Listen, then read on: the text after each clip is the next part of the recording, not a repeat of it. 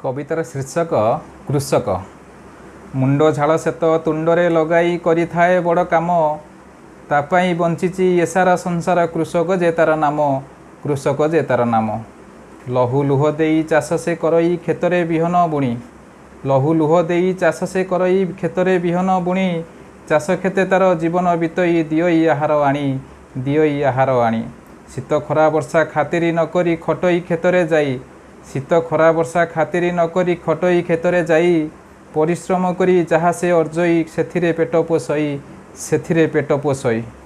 कृषकर श्रम बुझंतिनी केही करंती खाद्य को नष्ट, कृषकर श्रम बुझंतिनी केही करंती खाद्य को नष्ट, बुझिबा लोकटी नष्ट करे नाही मनेता लागई कष्ट, मनेता लागई कष्ट।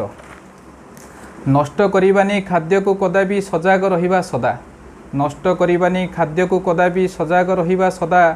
कृषक जाति को सम्मान करिबा हृदय रखी श्रद्धा, हृदय रखी श्रद्धा। कृषि उपर आधारित यही छोटिया कविताटी।